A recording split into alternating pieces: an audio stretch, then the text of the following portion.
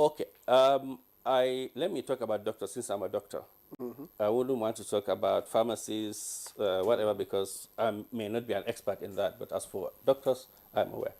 For a doctor, if you are a medical officer that you are up to 10 years in practice, you are allowed to have to practice outside work hours in a private setup. Owned by you? Owned Or by anyone. you? No, yeah. Owned by anyone. Owned by anyone. So that's one. Two, but at least what it means outside work hours. So that means from the time you've closed and also when you're not Yeah, on so call. how do you ensure that they deliver within their work hours?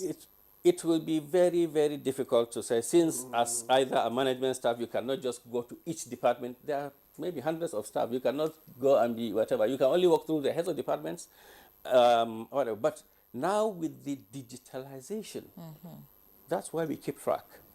Now what we have started in National in the last couple of years, and last couple of months, is every month, first week of, for instance, now we are in December, this week, if not for, I'm sure even though we are doing our 55th anniversary, I'm sure the staff we have dedicated to this would do that.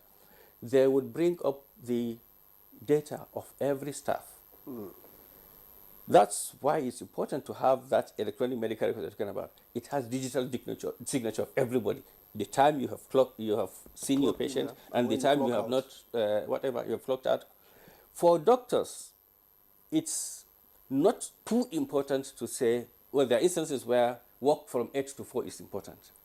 But it's not that time that is important for doctors. It's the fact that you have seen all your patients. You have reviewed all your patients and on time. Okay, that's something to Let's get to pharmacists. So that is being checked using the... Well, thank you so much for this question. And once again, thanks for having all of us, myself and my team, by extension, the National Hospital in this year's studio. Yeah, the key takeaways